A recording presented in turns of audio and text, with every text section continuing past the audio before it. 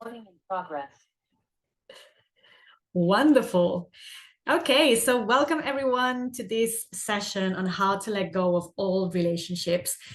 Before we start, I'm going to give a brief summary of what we have been covering in previous sessions. Last week, I talked about how when relationships fail or when we really struggle with relationships, and by fail or struggle, I don't mean just a relationship ending, because sometimes relationships end and that's fine. We're not meant to be with the other person. That's not what I mean. What I mean is when two people love each other and want to work out or figure out a way to be together, when they want to work out how to be in a relationship, in a happy relationship, and that is not possible because there is a series of problems. And that can be arguments, that can be lack of communication, that could be lack of trust, that could be barriers or protecting ourselves, that could be getting triggered by the other person, that could be the other person being triggered by us, right? So those are all problems or struggles that we might experience. Now, the root of all these struggles is a combination of three main elements. What we have learned from our role models, so the relationship between our parents or main caregivers. If both of the parents weren't around, that's also a pattern. That's also a lot of lessons learned.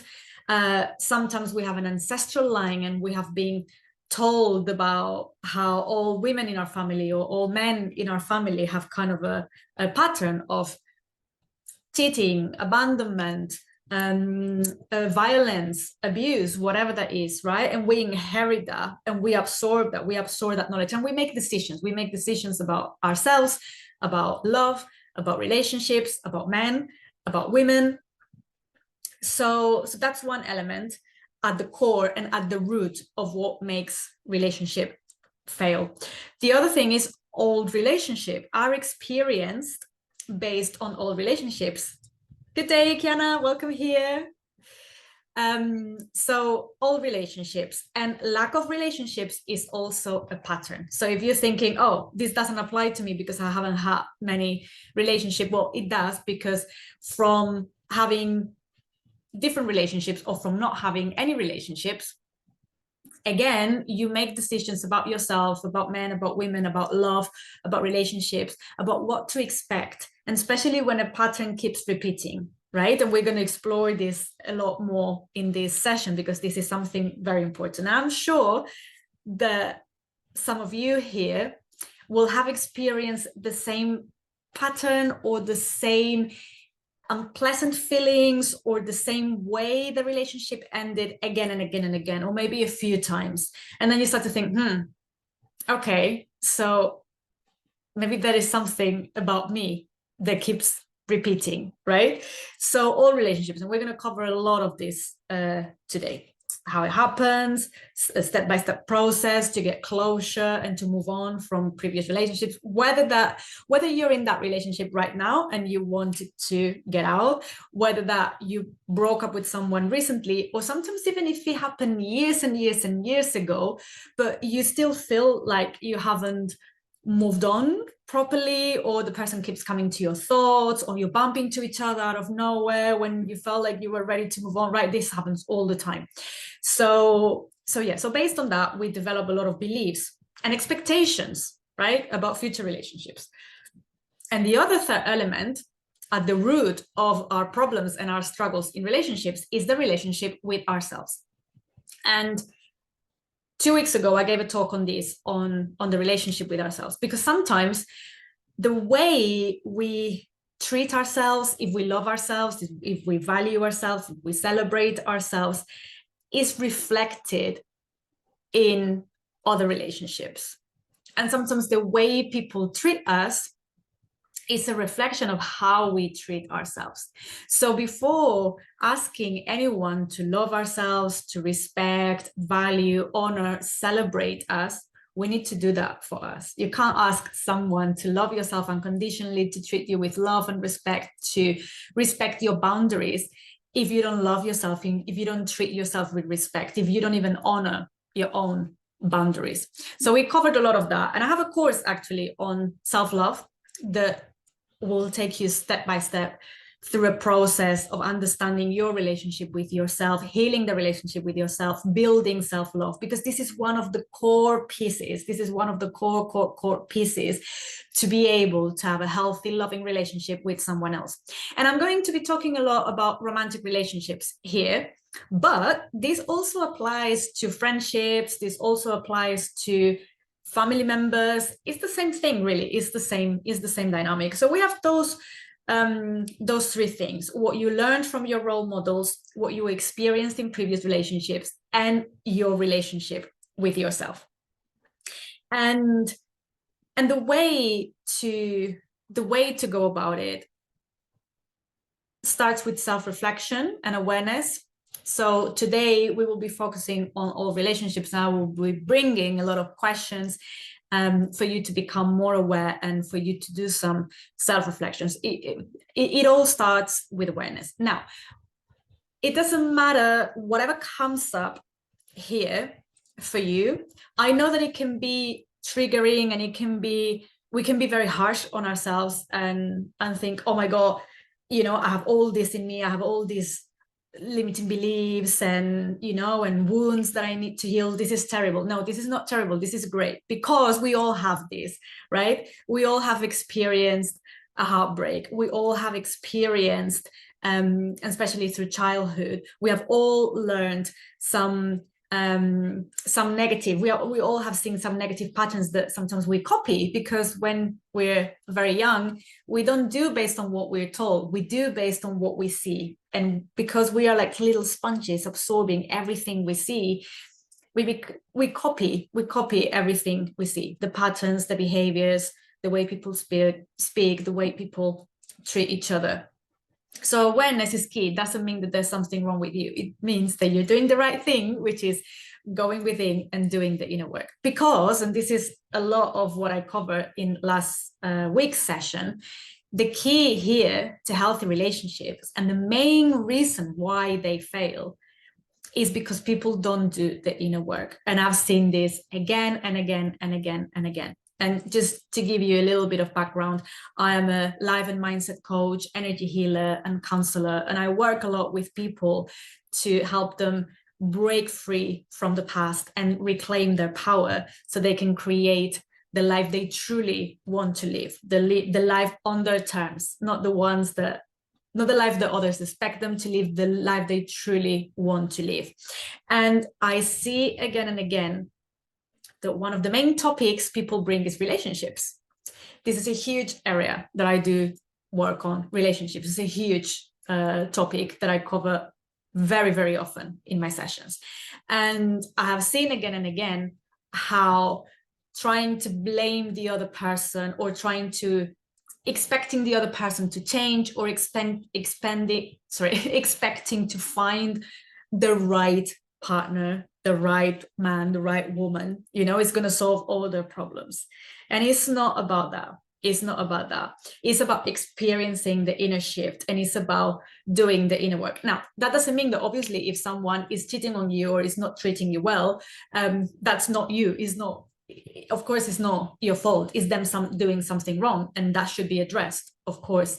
But if we want to have a healthy, loving, fulfilling relationship, the place to start, the very, very, very, very, very first place to start, is ourselves and doing the inner work. And when people refuse to do the inner work and heal the previous wounds and review any limiting beliefs that they might have, then it doesn't matter how many partners you have, you're going to still experience the same negative outcome or patterns. So it becomes one relationship and then another and then another, and the person might have a different hair color, different height, different accent, maybe from a different country, different eye color, but then the pattern keeps repeating again and again. So when this happens, it means that there is something that needs to be healed within. So last week, I said the good news about this is that you have the power. You have the power to create the relationships you want. That power is within you. Now, the bad news is that with great power comes great responsibility. So if you want to do the inner work that will allow you to have those healthy, loving, fulfilling relationships you desire, you are the only person responsible to do that. Not the others. It's not about waiting for the others to change or to do something different. You are the one that is responsible for doing the inner work. I think overall is good news, right? Because I mean, I would rather have the responsibility but have the power than depending on someone else to change, because that I can't control. I can do my own healing. I can do my own mindset review and an assessment. And I did it. Everything I'm going to say here, even if I talk about mistakes you might be making or or problems, trust me, I've been there, I've experienced them, I know how it feels. Trust me, I'm coming from a place of experience. And I used to have unhealthy relationships where I would experience the same pattern again and again and again, and I would feel like I was just banging my head against the wall. And I was always thinking, oh, another guy that had problems and didn't work out. Well, I also had my problems. So I had a lot of limiting beliefs and a lot of conditioning and programming about love and relationships because of my parents' divorce when I was very young. And I've talked about this many, many times. You're probably very familiar now with my life story and all my problems, but I'm happy with it. So yeah, my parents got divorced when I was very young, when I was around 5 years old or something like that. And it was a very traumatic divorce, lots of arguments, lots of drama going on. So I absorbed a lot of those unpleasant emotions, but I started to make decisions, right? So I started to make decisions such as love hurts. If love is authentic, there has to be a lot of drama involved. You can't fully trust men. I'm on my own and I have to do everything for myself. So I became a corporate woman, like doing everything for myself and, going to the extreme of being a lot in my masculine energy because I didn't trust the healthy masculine energy that men bring to a relationship. A bit of a mess, really. And it was only when I started doing the inner work and when I started reflecting on me and my wounds and what I had witnessed and what I had learned, the things started to shift. So trust me, it doesn't matter your background, where you come from. Even you think I'm the worst person when it comes to relationships. Like all my relationships are a mess. I've never had a relationship. I've had the worst role models. It doesn't matter. What matters is that you are here today and you have the power to change it. And yeah, of course, if you have experienced very painful events or traumatic events in regards to relationships, yeah, it might take a bit longer to heal that or to reprogram yourself and rewire your mindset. Yeah, but it is possible. It is totally possible. And trust me, if I did it, you can do it. And for me, there was a big breakthrough moment because I had a few relationships that ended in a very similar way and left me feeling the same again, and when I started the relationship I'm in now, so with the person who is now my husband, I remember when we started at the very beginning, it was when I was starting my healing journey, and I was already studying my master's degree in counseling and doing a lot of energy healing and things like that. So a lot was coming up for me. And it was only because of that, only because of that, of the work I did on myself, that we are here today and that we are married today. And for me, this relationship is probably my biggest success in life. So if I could move from what a mess, I'm going to be one of my first friends to get divorced, because that was my belief. I'm definitely going to have partners. I will get married young, but I will probably be the first one to get divorced as well, because that's what I had seen, right? And I remember that this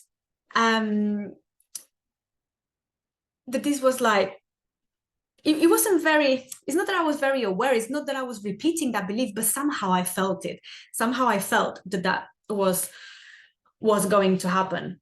And at the beginning of the relationship, it started to look very similar. I thought, oh my God, this is going in that direction again. And it looks like this could end in a very similar way. And thank God I was doing the inner work, because that's what allowed me to see, okay, and heal lots of stuff and develop that beautiful relationship. And that was like 9 years ago or something like that.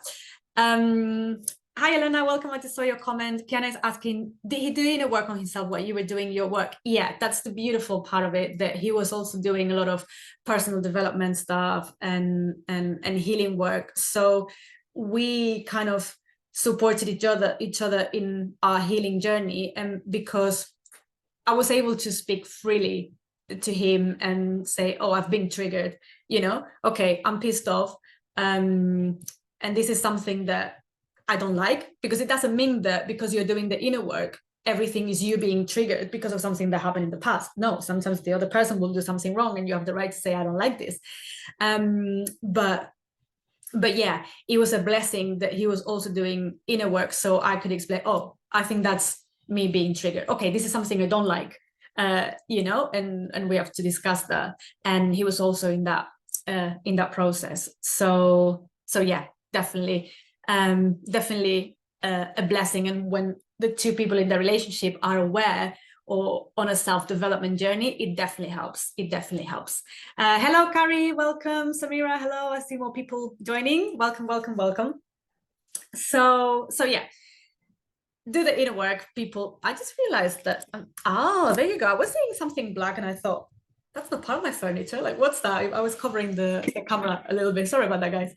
So yeah, so do the inner work, because that's what's going to give you true transformation. I see it again and again when I work with my clients. Sometimes what happens is that if they're in a relationship, they suddenly like get out of it, or it doesn't work out because they're not in resonance with it anymore. It could happen that it works out, and because they're doing the work, those limiting patterns or those wounds or those parts of themselves are not active anymore, and they can be a healthier, best version of themselves in the relationship. But sometimes that's not enough, and sometimes they just outgrow the other person. And sometimes, but normally what happens is that whether is they leave a relationship that wasn't meant to be, or they meet someone that is more appropriate, or they just remain single for a while, and they're like, listen, I was in a very toxic relationship, and now what I want is just to be with myself and be happy with myself, and and do my own thing until I meet someone else. And I'm not going to be actively trying to date or to find someone else. I will just allow it to happen. Perfect. But it comes from a place of being healed, of being whole, and seeing the relationship as a what's the word I want to use? Not from a place of I need a partner because I'm lonely. I'm going to date someone because I'm bored. I need to date someone because the clock is ticking and I really need to find someone. It comes from a place of, okay, this is the beautiful me. This is what I bring into a relationship. And I want someone who matches that resonance and who complements me. And then that's where the alchemy can happen. When two people who are healed and whole come together, and then when you have those skills that complement each other and those beautiful energies that are different and complement each other, that's when magic happens. Now, I'm not saying that to be in a relationship you have to be completely healed. I don't claim by any means whatsoever to be completely healed of any, of all my painful experiences, or that I don't have any remaining limiting beliefs. No, I'm still a work in progress, and I still work on myself, and I still find things that I can improve. But that is the thing. That is the journey. That's what we're here to do. right? But when you bring yourself to a relationship from that place, then is when the beautiful um, alchemy and then it becomes something greater than the sum of the parts, if that makes sense. So coming back to the topic of today and letting go of all relationships, one of the main things that we need to do if we want to have a healthy relationship, whether you are in one and you want to improve it, whether you want to find one in the short term or in the long term, whenever you're ready, is closing those old chapters. So for that, I'm going to invite you to do a bit of self-reflection now. And before we start, by the way, because I saw a lot of people joining the beginning. So if in case you missed also the previous sessions, tomorrow, my new course on relationships, which is called Reclaim Your Love Life, will go live here on Insight Timer. So if you follow my profile, you will be notified when that goes live. And this will take you in a much deeper process, because today I want to share with you some prompts for self-reflection. I'm going to be sharing with you some energetic techniques that you can use to close the chapter, some ideas for ceremonies you can do. But I'm aware that people are coming and going and joining the session. So if you want to do it in a way that is more guided and where you can have that me time to do the proper introspection, you would really like the course. Samira is asking, should we search for a soulmate or it happens by itself? Personally, my experience, I wasn't looking for my soulmate when I met my now husband. Actually, I had just moved to London. I was super happy being single. I was having the time of my life. We were both doing a lot of dancing. That's how we met. So yeah, I wasn't looking for a partner at that moment. I wasn't doing any like attraction or anything like that. I just met him and it kind of clicked, and I kind of knew from the beginning. So I would say, Seeds is saying stay open-minded, and I think that is the key. Sometimes when we try to actively to find someone or to manifest it, we can put a lot of pressure on ourselves and it can be counterproductive. So I think doing the work on yourself and making sure that you are whole, that you are aligned, that you are the best vibration you can be, and that your heart is open, and that you're making that space in your life for that person, that's what will help you attract and resonate with the right person. And I believe that when it's and know thyself, yeah, absolutely.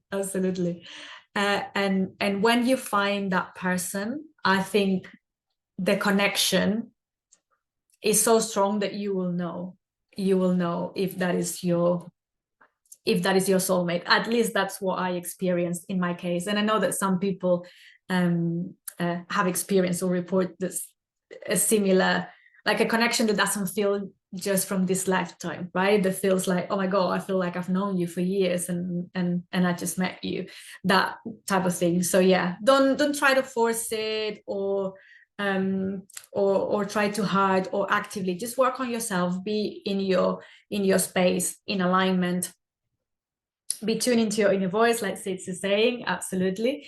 And then you will be in resonance. Obviously, be open for that to happen, because sometimes we put on barriers or we're so busy and we literally have no space energetically for another person in our life. So it's important to also to leave the house every now and then. I'm not saying you have to be actively dating, because again, especially with the online dating thing, I have heard so many horror stories from my clients and friends. But just being open when you go to, do your yoga class, your activities, a concert, something you enjoy, just be open to meet someone.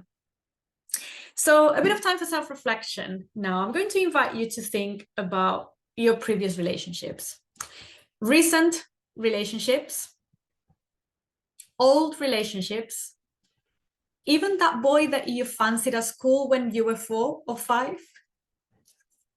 Maybe if you haven't been in a relationship, in a long-term relationship, at all. Bring that to the space as well.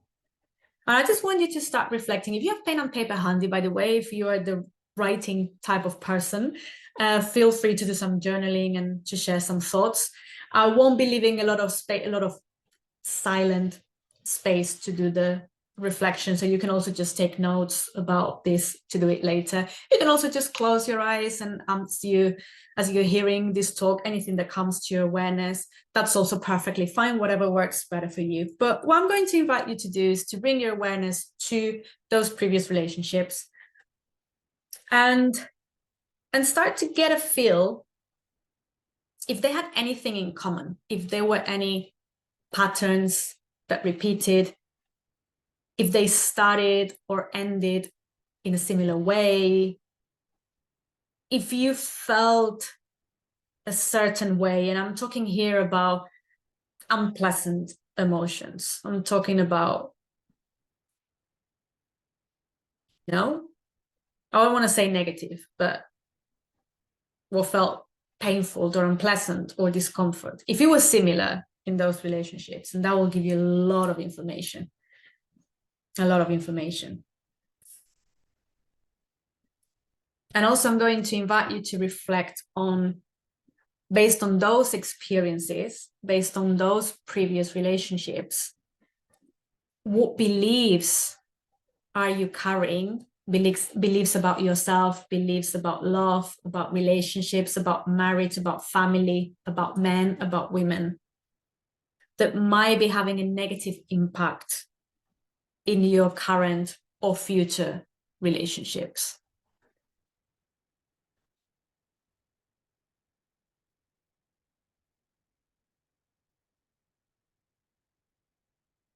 Oh, someone started saying my partner and I love dancing together as well. Yeah, I love that. Yes, it's the same. Meeting your soulmate sometimes is simply random. Absolutely. Jay's coming up with a really interesting one. All men cost me money and waste my time. They don't make life easier. Fantastic. So that sounds like a deep-rooted belief. So keep it there for a second, because I'm going to be talking about how to deal with that in a second. And that's going to be the focus of next Thursday's session. So yeah, great stuff, because when we start to bring these beliefs to our awareness, it means that they're ready to be transmuted, and then we can start doing the work on it. When we are not aware of them, we are completely blind. And whether we are aware of them or not, they are running the show. So if someone has the belief, all men cost me money and waste my time, if I have that belief, I'm going to be either attracting men that have financial problems and I have to cover them, or they're going to be wasting my time. Maybe they're going to be playing around with me, or maybe I'm going to be like, you know what? I'm just going to be on my own. I don't fancy. I'm the mom. Yeah, you have to be the mom. Or you're like, yeah, don't fancy dating anyone. I'm going to be single for the rest of my life. So yeah, I stay single. Yeah. So the fact that you're aware of that belief is a huge progress already, because if I have that belief and I'm not aware of this, it's still going to be running the show. It's like a computer. When your computer has a certain number of programs installed, when you press turn on, all those programs are going to run in the background. And you're not aware of those programs. You don't see the code. You don't see, I wouldn't even understand what's going on. But I know that when I press turn on, my computer goes, it says, hello, welcome. And it has a background picture, and I have to enter a password, and it opens, and all the programs are there, and then I can start the internet, I can log in Insight Timer and start this session, right? And I don't know what's going on there. I'm not aware of the program. I just know that at some point, someone downloaded some programs in my computer that makes it possible for me to be delivering this session now. And it's the same with our mindset. We start developing these beliefs at a very early stage, very, very, very early stage. There are some other ones. Charisma is saying, I'm too much to handle. Claudia, love comes and goes. Wonderful. They're always coming to your awareness. So those beliefs sound like it wasn't a yesterday's decision. It wasn't a random decision that happened yesterday or last month or last year. It sounds like it comes from observation, and different experiences. And especially when we're young, we start downloading all those beliefs, like programs. We start downloading all those beliefs, and those beliefs run what happens in our relationships. And then those beliefs, whether we are aware of them or not, manifest as arguments, lack of trust, conflict, feelings of not being listened to, not being heard, or being abandoned, or being treated badly. We could make a very long list, right? So working on these beliefs is key. Like I said at the beginning, doing the inner work. This is what's going to make a huge, huge difference. And the first step is self-awareness. So wait, yeah, betrayed is coming up in the comments. Yeah, very common when we have experienced heartbreak before. And then when we experience all these painful events, we start putting layers on, and we start to build barriers around the heart, right? Because it hurt, and it hurt a lot, and we don't want it to hurt that much again. And your brain is very smart. The body is a very sophisticated, very intelligent system. And if something hurt before, your brain is going to go like, we're not going through this again. This hurt so much. This was so painful. And this was so stressful. And I was in fight or flight for a year after the breakup. We're not doing this again, because you're trying to protect yourself, survival, right? So we put a lot of barriers, and these barriers never lead to anything good, because to achieve that level of deep trust and intimacy that a healthy relationship and a really joyful and fulfilling relationship require, those barriers are always a stopper to this level of connection and trust and intimacy. Nina is saying relationships were never enough for my mom, and my dad died with no relationships beside me. This shows up constantly in my life. Yeah, so again, one experience that manifests or repeats again and again. So it would be worth, and I'm going to talk a lot more about it today, going back to that time where a part of you, we all have these parts of ourselves very active, that are trying to protect us, to keep us safe, so we don't repeat, so we don't get hurt again. But funnily enough, ironically, by trying to keep us safe and trying, when we build all these barriers, we end up repeating the pattern or recreating the pattern again and again. Yeah, that's the thing. Thinking about it, hardly saw any healthy relationships growing up so hard to visualize. Yeah, that is key. And like I said at the beginning, our role models play such an important role. Probably the biggest impact, because it happens in the early years when we are more susceptible to absorb and to make those beliefs. Yeah, Kina is saying the same. I recall feeling that way. Karishma, yeah, for me it was the same. Yeah, for me it was the same. Like my role models was like an absolute mess. Two people screaming at each other all the time and arguing all the time. If I thought about, if I think of any, like my grandparents, I also didn't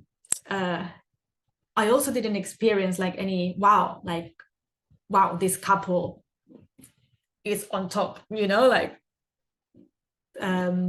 super healthy, my role model, something to look up to. So also a very important part of it is defining or creating what an ideal relationship looks like for you. And maybe you've never seen it before, or you've never experienced before. But yeah, that's one of the things I teach in my course, the one that is coming up tomorrow. Yeah, Claudia is saying my relationships have improved as I have healed, but that pattern has remained still. Comes from what I experienced earlier in life with my father. Yeah, again,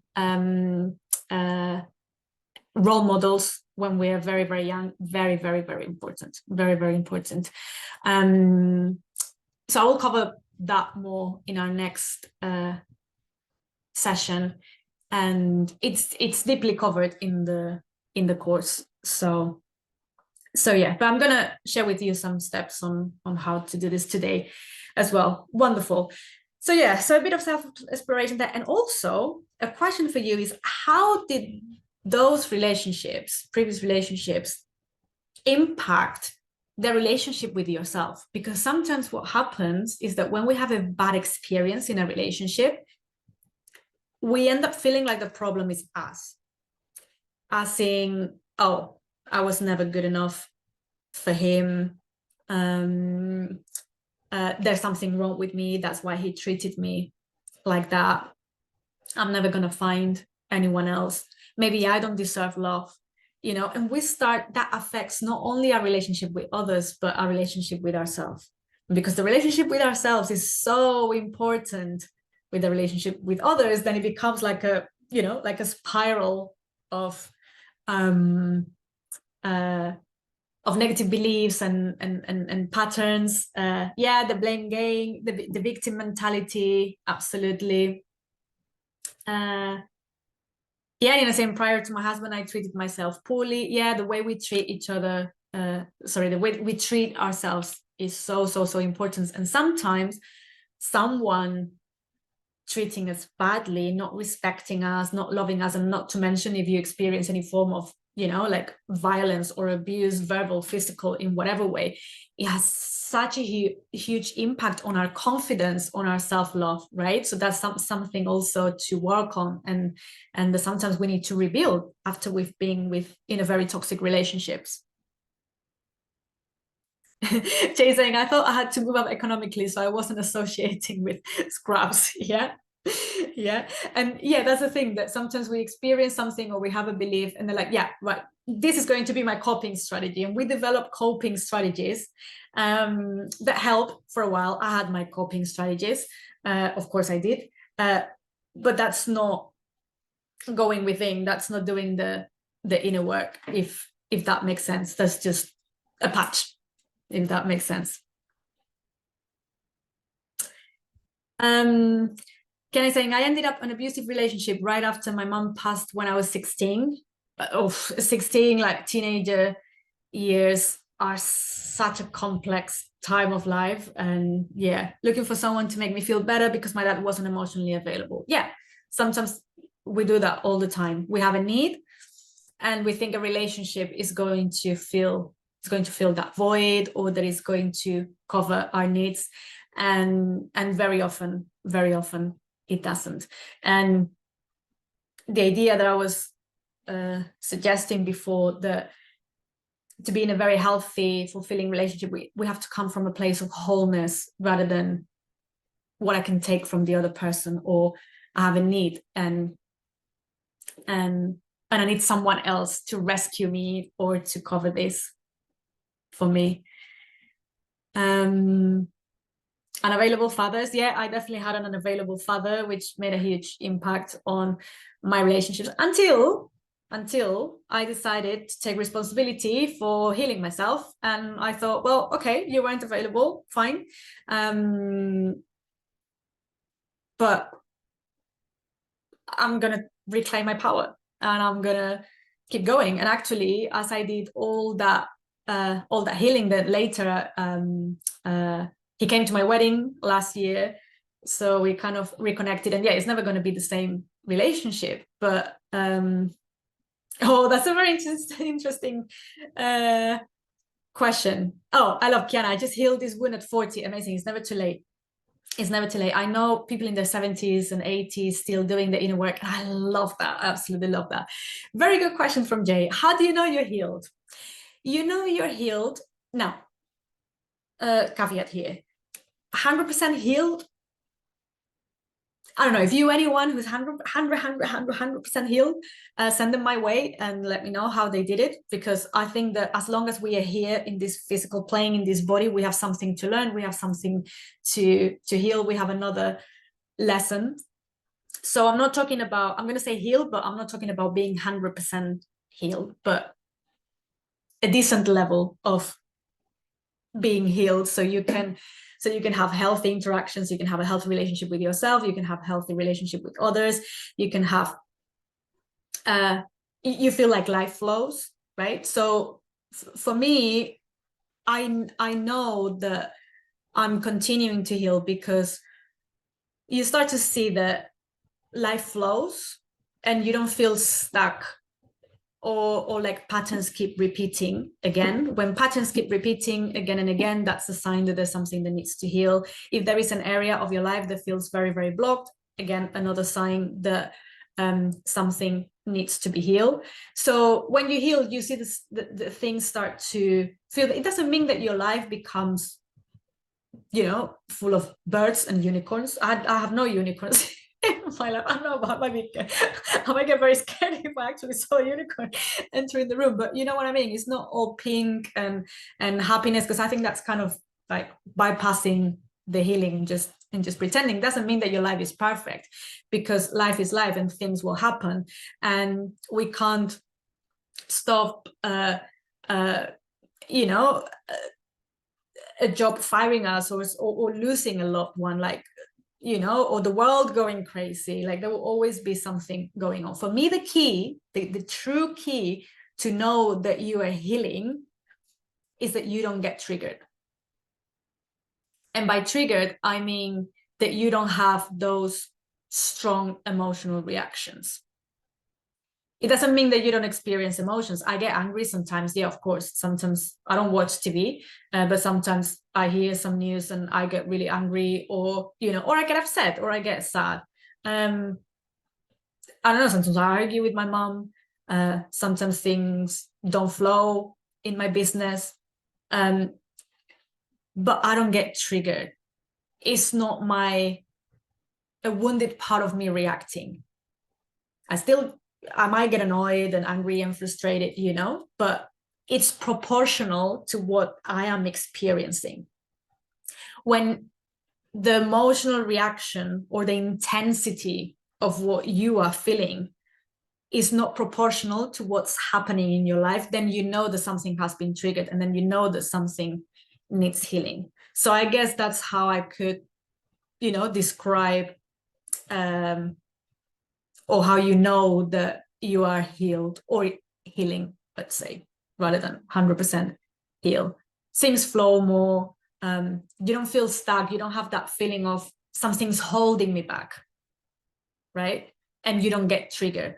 You don't get I used to get very triggered. Right? I used to get very angry when especially in relationships, right? Because it was my inner child being triggered and being like, oh, he's gonna leave you like your dad did.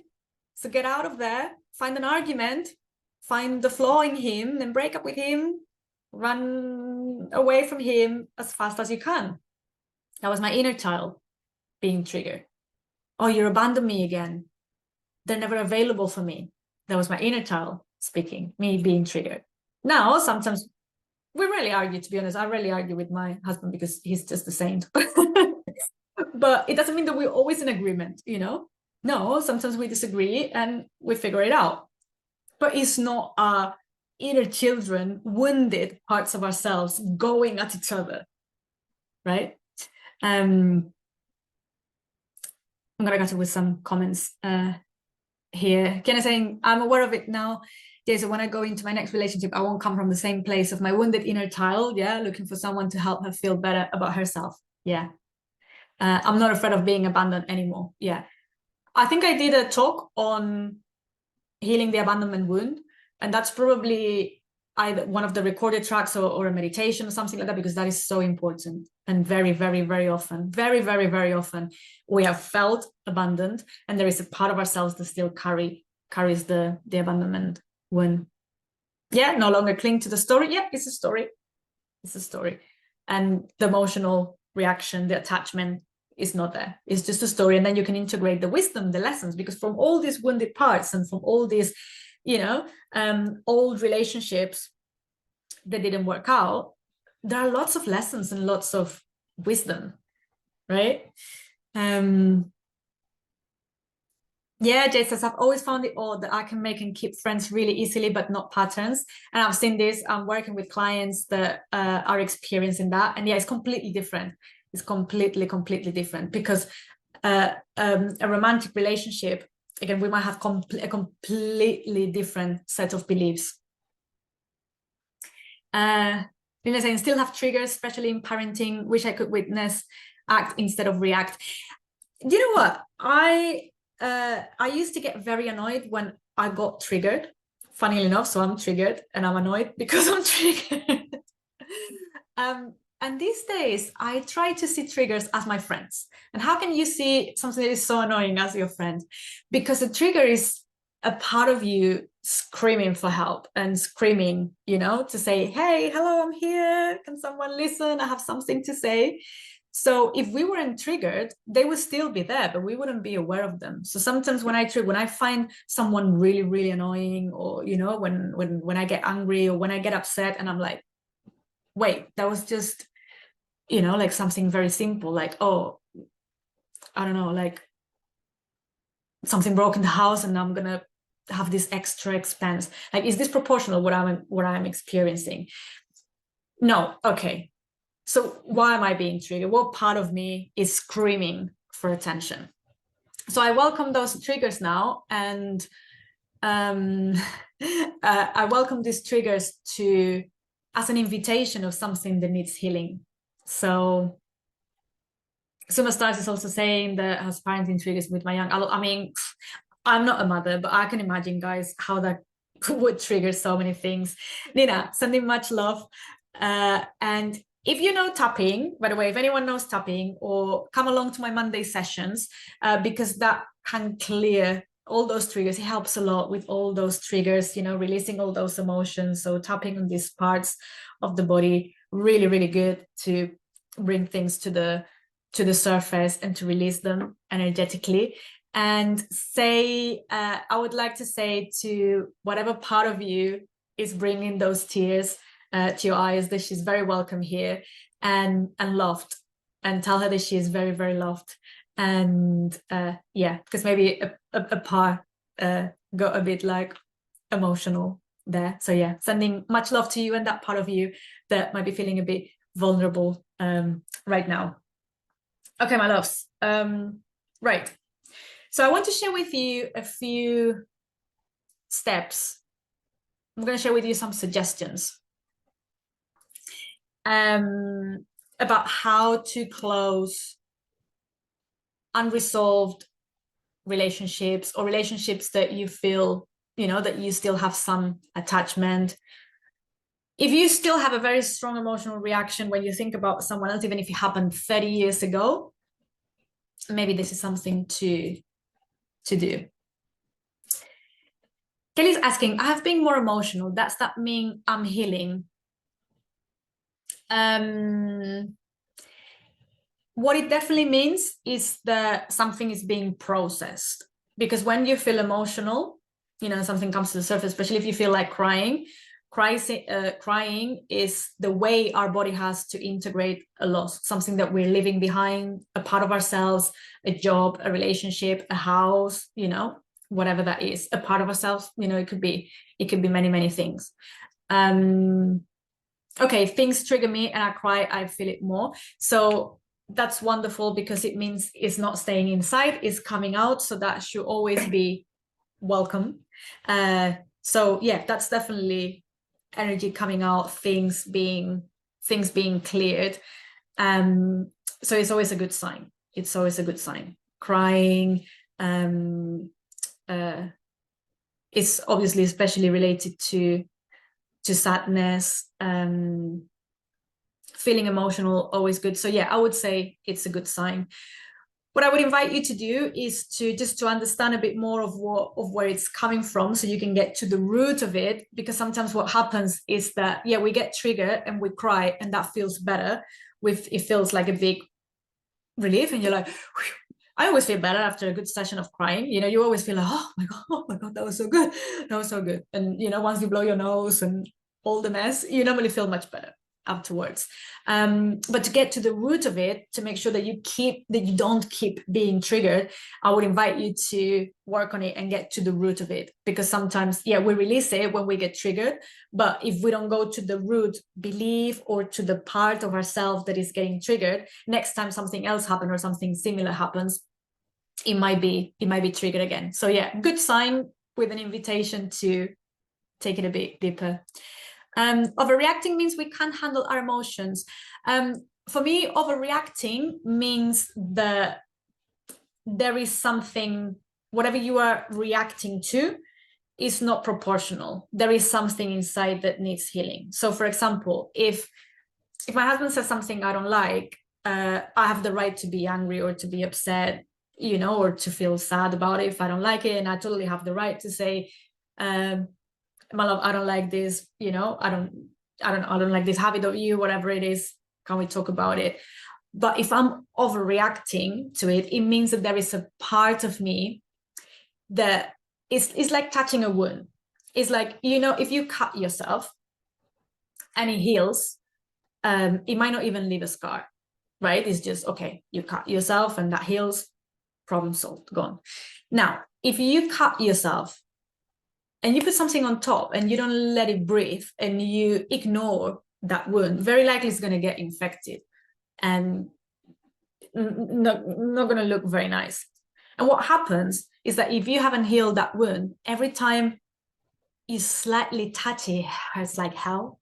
I'm sure you've experienced this, you know, when a wound is a bit infected or is not healed and it's all swollen and you touch it, it's like, oh my God, that hurts so much. And it's just a light touch. So it means that there is something, again, a trigger, an invitation for you to explore what part of yourself is being triggered or what part of yourself is overreacting, because you might have experienced something similar in the past or, yeah, great. Helen is saying things trigger me and I either cry or get angry or fearful. Yeah. Actually, those are the three basic emotions: crying, angry, fearful. So sadness, anger, and fear. Yeah. So you're experiencing one of the three basic emotions. I did a talk here on emotional well-being and how to manage our emotions. Maybe I will do another one, since it seems like a topic of interest. But yeah, give yourself time. Come to my Monday sessions, the tapping ones, because that's going to help you clear a lot of stuff. And sometimes, because I cover different topics on each session, sometimes you can clear the root of it. Not always, because sometimes if there is a very deep belief or a very wounded part of yourself, that might need obviously deeper work, but it can help a lot clearing that energetically. Yeah, Kelly's saying I do more inner work, but I'm starting to be more aware, and that's a great place to be, you know. Can I say, in true story, that's how I knew I still hadn't resolved trauma after my breakup, because it felt like someone had died. Like when my parents died, yeah, it's triggering something that part of you has experienced before. Yeah, you've been dating someone for a couple of months, you break up with them and you feel like you're dying, you feel like someone is going to die, you know, it's this huge reaction. That's not you here and now, you reacting to a breakup, is younger you reacting to something that needed more healing. So I love the way that this is or the path that this conversation is taking, but I don't want to finish the session without sharing the steps that I wanted to share with you. So some suggestions, going back to the topic of letting go of all relationships. So the first one is, if you identify, you know, that someone like you haven't fully moved on, or they keep coming to your head, how can you get closure? How can you, and this could also work for parts of yourself. You can also do this for not a romantic relationship, but, you know, like an old friend or a family member that you don't feel you have a healthy relationship with. So feel free to expand it to, you know, so write a goodbye letter. This is something that I always recommend to process the goodbye, to process, to grieve it, right? Every time we break up with someone, whether we've been dating them for 40 years or for 40 minutes, it is a grieving process. We have to go through a grieving process. Obviously, depending on the intensity and the length of the relationship, the grieving process will be shorter or longer. But we need to acknowledge that we go through that grieving process. And if back in the day when the relationship ended, we didn't go through that grieving process because we started another relationship right afterwards, which is something that we do a lot, this jumping from one tree branch to the other. We haven't finished the relationship and we're already trying to grab the next one so we don't feel lonely, right? I've done that, so like no shame here, no. But yeah, if we haven't done the grieving process, then there will be something unresolved. So what should we put in that letter? How you felt about the relationship, anything you said that you didn't say before. This is not to send to the other person, by the way. This is not to send to anyone. This is just for you, like to write and to keep it or to burn it or to do whatever you want with that letter. To express yourself is basically to express yourself, to let everything out.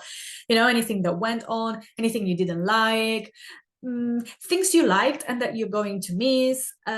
So it's just a way of expressing yourself and getting a sense of release, basically. So just do it, whatever comes up, not thinking of a structure or if it makes logical sense or not, just letting it all out. You can add to this a ceremony for closure. So that could be something that for you it represents that you're getting closure. And it could be burning that letter in a fire ceremony with a candle. You don't need to, anything extravagant or anything fancy. You can literally just do it with a candle, just burn those pieces of paper, setting the intention to release that relationship. You could bury the letter somewhere. You could just break it and throw it away. So whatever feels good for you, but some form of ceremony or ritual,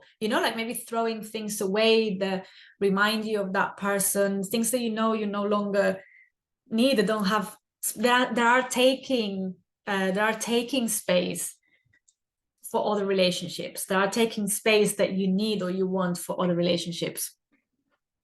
Kelly's asking, do you have to tap multiple times on the one thing that needs work? Yeah, sometimes it's very quick. Sometimes when you start tapping on, this anger or this sadness or this person that drives me crazy, this relationship, or my beliefs or whatever, sometimes immediately you might feel like yawning or coughing or the body wants to move. That means that it's starting to be released. Normally what I do in my Monday sessions, I always ask people to rate whatever the block or the emotion that they're feeling, how intense they're feeling it, from 0 to 10. And then after a few rounds of tapping, we assess if it's gone down, if it stayed the same, or if it has even gone up, because sometimes that can happen.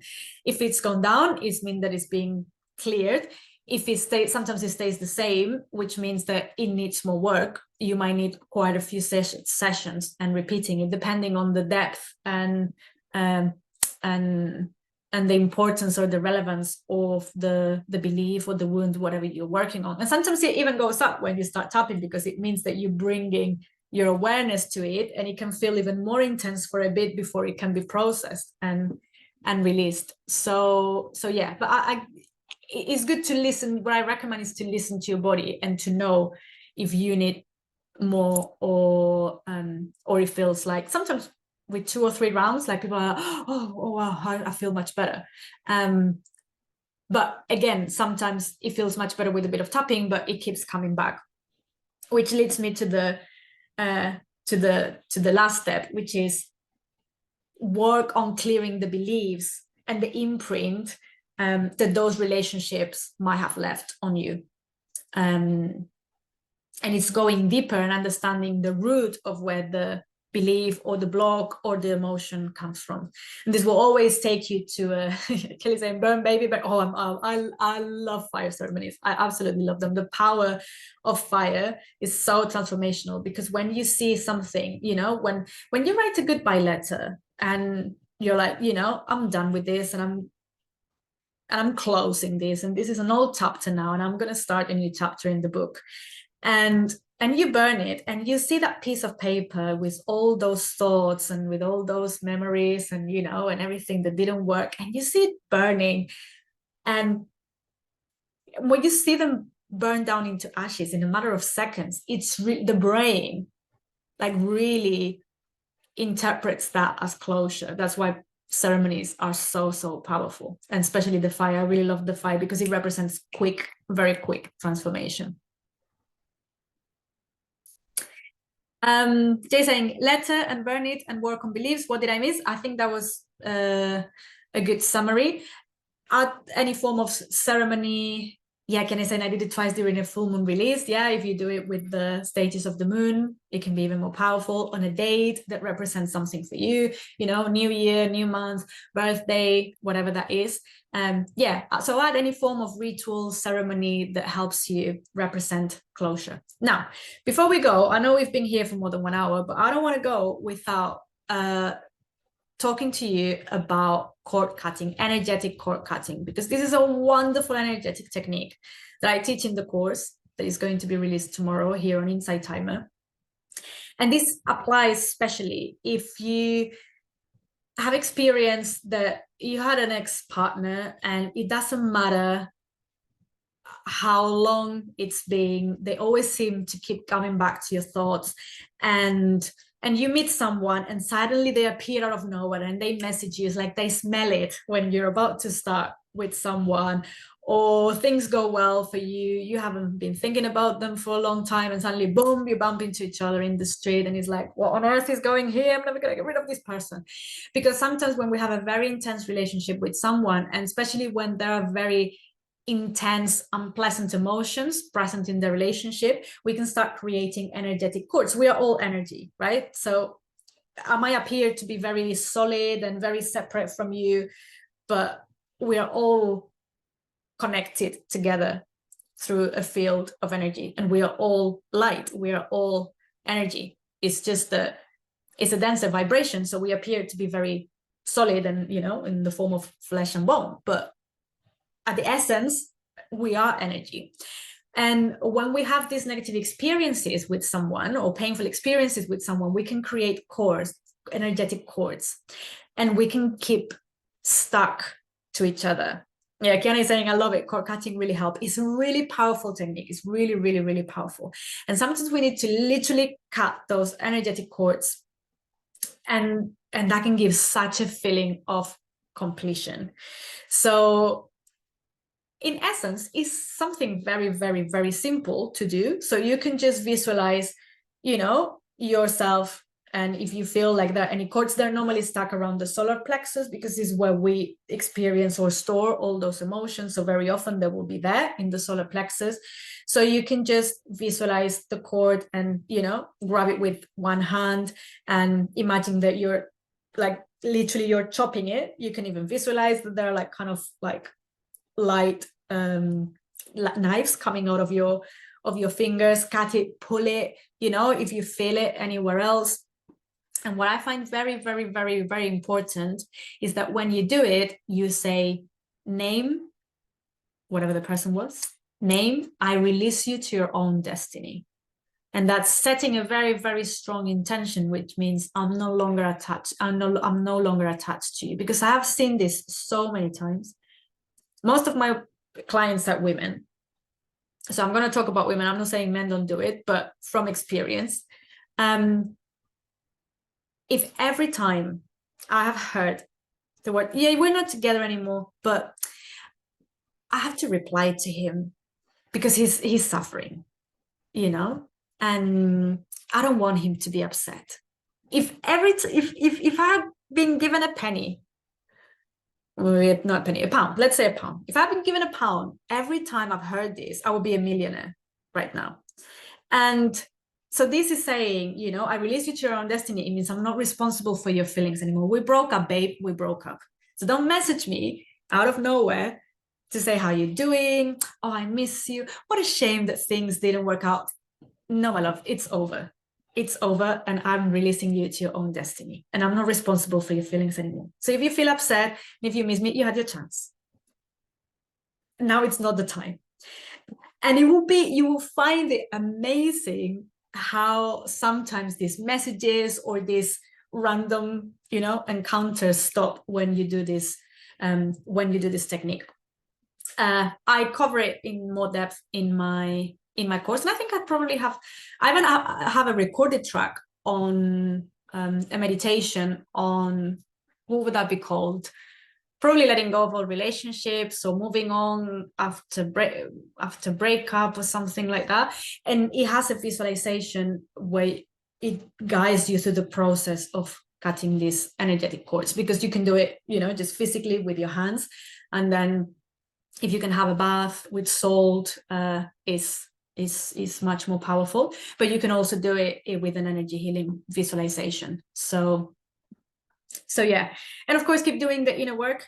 Next Thursday at the same time, I will be talking more about how to do this, about how to go to that part of yourself which will normally be a younger part of yourself, whether that's 3 years ago when the breakup happened, whether that's when you were 3 and you were already observing your parents doing whatever they were doing, and integrating, or developing those beliefs about yourself, about loves, or about others. So it's always about going back to that point in time where you made the decision and help them heal or integrate or resolve that situation. It's not about denying what happened or changing the history, but it is about changing the story that lives within us, the story we tell ourselves. So I will be covering that more in detail next week.